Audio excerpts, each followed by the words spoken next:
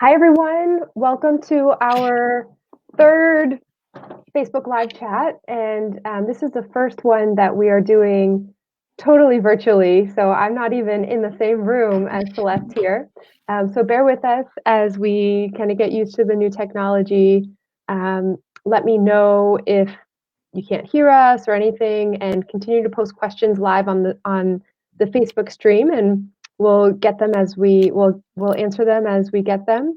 Um, so let's dive right in. This is an amazing opportunity that we have to hear from Celeste the Therapist.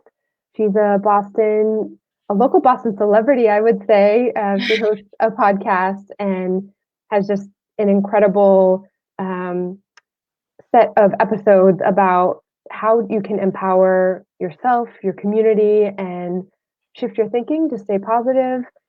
This is something that I really wanted to get at today because, in the midst of all we've been talking about with COVID-19, the economic impacts, the public health impacts, we go through a lot now of a new daily routine where you wash your hands whenever you can, you use hand sanitizer, you check in on everyone in your life, you're working, your kids are at home because schools are closed. But what we're not always talking about is how to take care of your mental health, take care of yourself, check in on your behavioral, social, emotional well-being. So that's why I'm excited that Celeste has joined us and that we'll answer your questions. So Celeste, can you just tell us a little bit about yourself? How did you get to where you are, and what do you do when we're not in the midst of a public health crisis? Yeah, so hi, thank you guys so much for being here. I'm excited that you chose to do this because I think one of the things about what's happening now is that we have to be kind of creative with our choices and the things that need to happen. And it sounds like from what you're saying, you thought about people that might be struggling with mental health, and obviously there's no live support groups that you can create, but virtually is something that we can do. So I've been in the mental health field for over 15 years. I've always worked in nonprofit, so I spent 10 years working with the homeless population, Pine Street. This is actually the first time that I'm not inside of a placement where usually when these things happen, I would still have to be at work. So very familiar with the systems in Boston and the people on the front line. I appreciate you guys all. From nonprofit, I went into private practice. So since 2016, I've been in private practice, and recently, actually in January, I went virtual. So I've been doing telehealth full time since January. So I was kind of already ahead of what was happening. So it's worked out. Yeah. Great. And tell us just a little bit about your podcast too. What made you decide to start doing that? Yeah, so I have this podcast. Michelle Wu was a guest on it. A really great story. You guys got to check it out. So I started doing that because about 5 years ago, when I started, so I worked for a crisis team where I would be in the emergency rooms, and when I would talk to people and hear their stories and help them kind of navigate what their crisis was in the moment, I realized there's a lot of people that don't understand how to navigate crisis and kind of get stuck. So I decided to kind of go on social media and start having these authentic, transparent conversations about mental health. My goal has always been to normalize mental health. And so I was on Periscope and YouTube. I had a schedule Monday through Friday where I would do that very regularly. And 2018, I wanted to kind of branch out and create my own. And because I'm a therapist and I'm talking to people about how they can empower themselves, sometimes I think people think because I'm a therapist is the reason why I've been able to kind of have this mindset. And I stress to people that it's the work that I've been doing with myself and that there are other people doing the work. And so my goal had been to help people share other people's story, to give people kind of hope so that they won't feel that like they're alone. And that's what we're hoping to do with some of these Facebook Live events too, is to kind of share as much information as possible, but also lift up voices of people who are doing incredible work. So just tell us from the perspective of someone who's seeing patients, you know, what is happening to folks now in the midst of this public health epidemic where we're asked to have social distancing, a lot of our usual routines are disrupted. How does that affect your mental health? Yeah, I think because, sorry, one second. Let me just have my daughter turn down the TV. This is what's happening. Hold on. Yep. Princess, turn down the TV a little bit.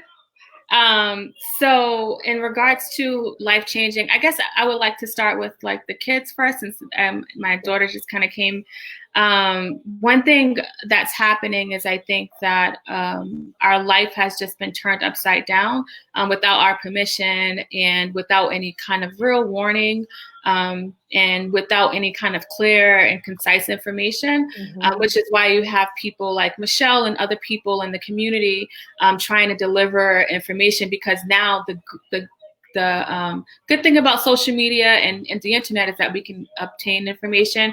But the hard part about it is that it's just all being thrown at you without any filters. So that can be challenging. And people that are parents with kids, not only is your life turned upside down, but your child's life has been turned upside down. And that's traumatic, right? That's scary. And I think that because we're getting stuck in the reality of the fact that it's scary, it's hard for us to really kind of think about, well, what can I do? I can't do this, but what can I have my kids do? So really being mindful of how it's affecting you and how you're coping with it, because our children are like right there watching the way we're coping, and they're picking up on our energy and they're picking up on the methods that we're utilizing. So really kind of being mindful on how it's affecting you and as it obtains to your child. Yeah. And how do you manage that, either as a parent or what's your advice to your patients? Do you try to talk it out and make sure the kids know what's happening? Or, you know, my boys are 5 and 2 now, so they kind of get it. We've started the conversation about what this is, but they also sense, you know, we'll go out and all of a sudden they're not allowed to touch anything. They're not, you know, everything's dirty. And I worry about what this means also kind of for their long-term view of the world and trust in their environment. So what should I do with my kids, and what's your advice to everyone? Yeah, so I mean, I have kids, just to put things into context. I have four kids, 17, 15, 7 and 8. My older 2 are special needs, one's autistic. So they all 4 required different type of communication styles. You know, I know there's a lot of parents who have children that are special needs as well, who may have been used to a routine. And so like my daughter the other day, she said, man, I wish this virus wasn't happening. And I think a lot of times, whether we're talking about the virus or something traumatic, a lot of times the norm has been to just kind of like, let's not talk about it. Let's just fill up their time with things to do so that they don't think about it. And maybe in the moment you may be too overwhelmed to answer that question, and you may try to distract them, which is fine. But I do encourage parents to give their children space to air out how they feel. Again, like as a parent, our frustrations are going to look different because we have bills, we have our jobs, we have so many other things to think about. So in our minds, it's like, well, they're kids, they'll be fine. And so unfortunately, sometimes the children kind of get dismissed. And, you know, I work with only adults, right? And so when I listen to the adult stories, they talk about these things that have come up in their lives that no one talked about. They remember this time period. It was traumatic. Nobody was sharing something, but things seemed chaotic.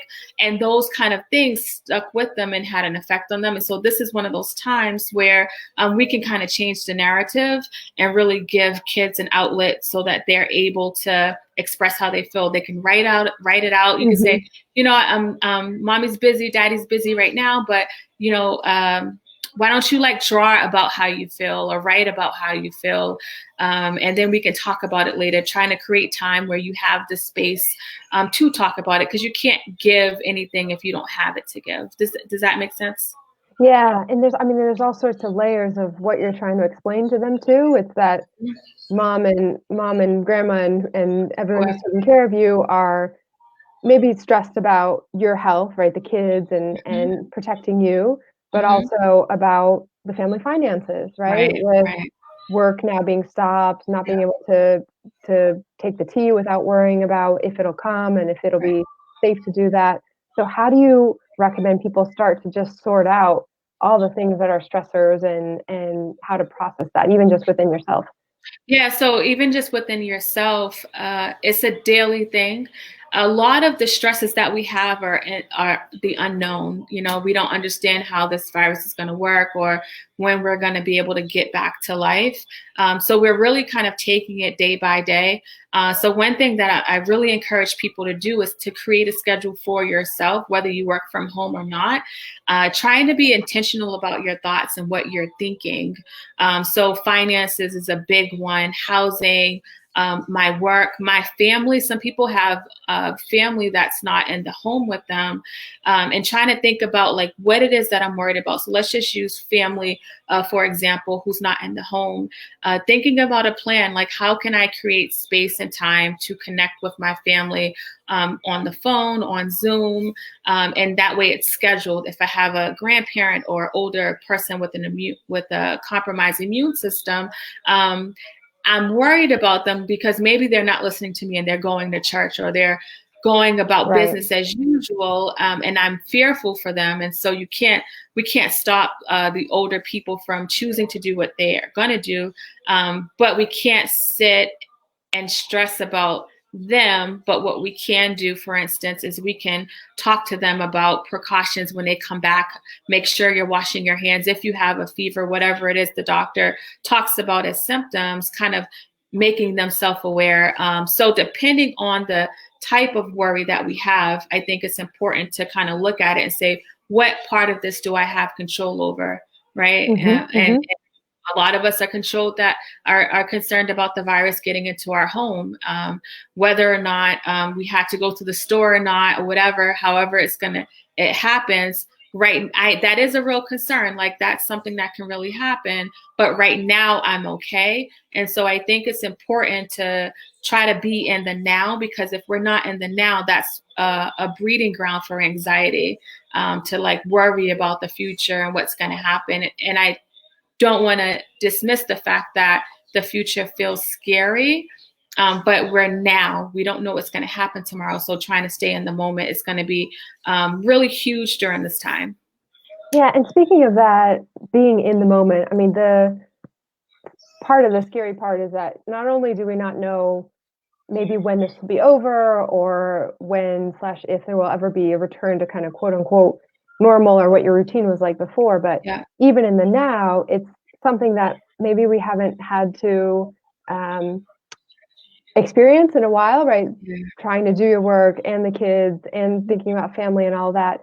How do you recommend kind of being intentional about the relationships with your family, your immediate family that you might now be spending a whole lot more time with? Yeah, so I think one of the things that it's easy for us to not appreciate other moments. You know, when people are not here, and they pass away, we think about things that we could have done. And so we have our family in front of us or with us now, and obviously when you haven't been in this close proximity to people, we're going to get on each other's nerves. My little ones, 7 and 8, they're every other minute there's something happening with them. And so what I would encourage you to do is work on resetting, right? So in the moment they may have done something and I'm like overwhelmed, like why are you guys screaming at each other? If I don't take a moment to reset and just like make it about that moment, I'm gonna make my whole day where I'm finding myself frustrated. And so whether we're talking about the kids, whether we're talking about work, whether we're talking about something we've seen blasted on the news, I think it's important for us to understand like what our body is how our body's responding, what we're thinking about, and working on asking yourself, what do I have control over, and kind of working on resetting in that moment. Does that make sense? Yeah, so you kind of ran through a little bit of a checklist. I mean, do you have kind of digestible version. We're telling people now it's almost automatic. Wash your hands, keep 6 feet away from other people when you are there. Don't try not to touch surfaces or disinfect. What's kind of the equivalent for your mental health and relationships with people? Yeah, so right now, because there's not a lot of options, I think being creative, like you're doing with this platform, with the things that you're going to do. For instance, for me, when I wake up, I literally write down what I'm going to do. And I also actually write it down for the kids and kind of post it on the refrigerator, just to give me some idea on what they're going to be doing, and it allows them to not have to like think about what's going to happen next. I think this idea of taking care of our mental health is something that unfortunately we haven't done really well. Like we've always been working and doing everything, and now we're kind of forced to. And so one thing I tell people is when you're trying to introduce something healthy, which we're talking about taking care of your mental health to your body may try to reject it because it's like a foreign thing.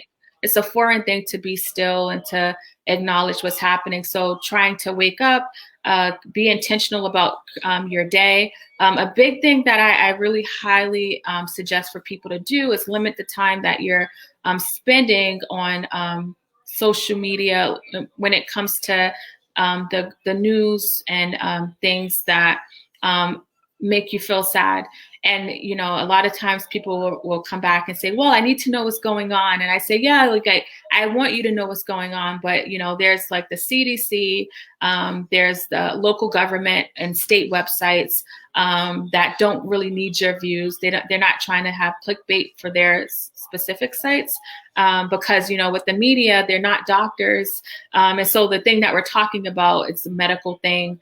So I really think that when it comes to how am I caring for my mental health, being intentional about your day, what am I going to do today to take care of my mental health, right? So planning some time for you to be still and acknowledge like what you're feeling, what you're doing, and creating space to not be so engulfed in the news and what's happening, because it can definitely take over your body. Some ways to stay connected. There's virtual groups that are happening everywhere. That's the beauty of the internet, right? There's virtual groups. I've seen in Boston, Sheena Collier is doing a Friday night movie thing where everyone's watching a movie at the same time. So there's different things. I've seen the museum doing a virtual tour. And so if I wake up in the day and I set my day and I'm going to do this virtual tour at this time, I'm going to do this at that time, that can help ease some of the anxiety or the sadness that I have, because what ends up happening is we find ourselves replacing it with food or replacing it with alcohol. And like food is something that's very acceptable to our society, but it can become an addiction to try to stuff your feelings. Like alcohol you can stuff your emotions that way, and they're still there waiting for us on the other side. Yeah. And as you mentioned groups, I want to shout out Luna, who's commenting and had said that what's helped her tremendously is joining community groups on Facebook, not only to stay up to date with info, but also folks are sharing links to things that kids can do online and offline. So I think now could be an interesting time, set aside a few minutes for yourself, part of the day, to just look at the new communities that are being formed, even if they're virtual, and which ones you want to try to tap into. Yeah. And another big thing too is trying not to get stuck on what's not happening or what you can't do. Because there's a lot of routines and systems that people probably created for themselves that allowed them to have wellness, right? Whether it was going to your yoga or gym. The gym is a huge outlet for people. So those are some things that we don't have access to. And so try not to get stuck, like be sad. Let's mourn the loss of the fact that we can't go to these classes and can't do the things that we used to do. But let's think about like, what's the alternative and how can we do that, right? We know YouTube has a ton of different people that have these classes that you can kind of attend and do in the comfort of your own home. It's not the gym, but it's something different, right? Yeah. And so on the flip side of that, we've been talking about being intentional setting the schedule and kind of aiming to live in the now and think about the things that are within your control, what are the warning signs that you might notice within yourself or maybe in your family members or others that you kind of really need to that it is affecting your mental health and you need to just take a breath, give yourself some space? Yeah, so paying attention to your irritability is important. Everybody's on top of each other now, so there's not a lot of space in a lot of places. And so paying attention to that, paying attention to your body response. I had someone tell me the other day, my shoulders continue to go in and in, like I'm finding myself crunched over. Your body a lot of times will respond before logic happens, before you understand what's happening. Your body's already tensing up. And so unfortunately, we tend to work around the way it's tensing up and we just kind of start walking around like this. So kind of paying attention to that, paying attention to the way that your heart feels. If you feel like you're not getting enough breath, when people are having like a panic attack or anxiety, it feels really hard. When by the time the panic attack comes, there's little things that our body's doing to try to warn us. Not able to sleep or sleeping too much. That's something to pay attention to. So when it comes to the schedule, definitely try to work on creating a time where you go to bed at a decent time, even though you don't have to get up for work in the morning. It's helpful for your body because one of the things about our mental status that can get it completely off, which is within our control, is moving our body, what we're feeding our body, what we're putting into our body, and our sleep. And when those things are off, regardless of this pandemic or anything else, that can really throw us completely off and cause us to be irritable and snapping at everyone. So if you find yourself getting irritable and finding yourself snapping, it's okay to take a pause. It's okay to say, like, let me get 1 second. You don't have to be like super mom or super dad. You may have created a schedule for your kids and it didn't work out that way. Give yourself some grace because this is something different and new, and allow yourself to reset. I think that's important. So body responses, your behavior responses, what you're eating, how you're sleeping, and then, the liquor stores are still open. How often am I going to the liquor store? Have I increased my drinking that I'm doing, right? Because unfortunately, like with alcoholism, it doesn't start with somebody just being on the corner drinking every day. It starts with us not realizing that, hey, I think I might be just having this wine because I don't want to deal with what's happening. So just kind of paying attention to your behavior, and has it increased in some areas, and how do I feel after I do it? So those things are important. And if you start to see that in people that you care about, what's the, how would you recommend someone kind of sensitively, at what point do you reach out? And I know folks are navigating a lot of that type of questions as well. Yeah, so definitely without judgment. Sometimes people outside of us can see what's happening before we can, because we can be so caught up in it.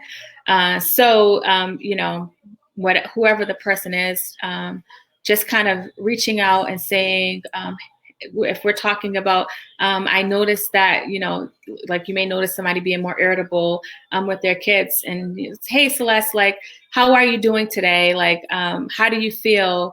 Kind of starting off that way, and asking them, is there anything that they need? And if it's behaviors that are you're concerned that could be detrimental to the person or someone else, I think kind of calling it out and saying, hey, I noticed that you did X, Y, and Z, and it seemed kind of scary, what was that about? But kind of asking questions, not saying like, hey, you've been to the liquor store 3 times today. Are you an alcoholic? That's not helpful. To do something like that, but to say like, hey, how are you feeling today? And just kind of start there. A lot of times when we ask people how they're feeling, the natural response is to say fine. And I really think it's important for us to be like vulnerable, if not with other people, with ourselves, and just be honest about the fact that we may not be feeling fine today. Like it may not feel okay, and that's normal and that's okay. I think a big thing I really want to stress to people is that it's okay to say you're not okay. It's okay to take a breath. It's okay that you can't do everything. That's important to, I think, understand. Absolutely. And I think we're all trying to figure out the ways in which we can have agency in this situation. Yeah. And it certainly hasn't helped that the baselines that we're used to about just knowing what the facts are has been difficult. Where there hasn't been widespread testing, and it introduces even that extra uncertainty about, well, it could be worse than I know. It probably is worse than I know. So I want to try to do my part to make sure that folks feel that reaching out to my team and me and suggesting questions that you have that we could explore or ideas that you have, we will always try to make sure to chase those down and either think about policies that could address that or lift up the situation. So if you're looking for a place to be heard, we are here, even if we're not there physically. And I love all your tips, Celeste. You talked about being in the now, creating a schedule, giving yourself the space and grace to be okay or not okay, Yeah. and thinking about the ways that your physical health and your mental health are linked, right? Your body, Yes. your feelings, your sleep, the food that you're eating. Mhm. What anything else that we're missing in terms of tips for self-care? No, I think just the biggest thing is like you said, to kind of stay in the moment, because one thing that you just touched upon is this unknown, and the lack of even the some people that are in charge, like the CDC or the politicians, may not know certain things, and so and that's real, right? And so we can acknowledge the fact that we don't know what's happening. But one thing we have control over is the agency of our body. And I know this is new for some people, and you're kind of being thrown into being forced to have work on the agency of your body. But it's an important thing to do, because it's the one thing that like we do have control over. But it's important to like kind of shift your mindset around that area. Yeah. Absolutely. So we will make sure to keep checking in with each other. And as we are further apart, we can still be together in other ways. So Yes. I'm going to thank you so much, Celeste, for what Yes. you do day in and day out and for making time to come on today. Yes, thank you for having me. This is great. I really appreciate this. The homeless talk you had the other day, and the scientists, like all of those things are important. So thank you for this community. Yeah, and tell folks, how can they get to your podcast if they want to Oh listen yeah, to so my episodes? podcast, Celeste the Therapist, is streaming on all platforms. So you hear stories, you can hear Michelle's story, you hear stories from people that are empowering other people, and also I do these like 10, 15-minute bonus episodes where I kind of talk about issues we go through, and then I kind of think about solutions and ways we can deal with it. And the goal behind what I'm trying to do is just to help us kind of shift the way that we're thinking about things. So yeah, thank you. So check it out, and then we will be back tomorrow, Thursday at 11:30. We'll be with Christine Coe, who is the founder and editor of the Boston Mamas blog. So speaking of our kids and ways to keep them happy and active, we'll have some tips there. And then Friday at noon with Ulrich Roberts, who is a local business owner, just to hear from him directly as a restaurant owner and chef, what has happened and what we could be doing to support that community. So thanks again, Celeste. Thank you, everyone. Thank you, everybody. Okay, bye. Bye. Mommy. Hi, mommy.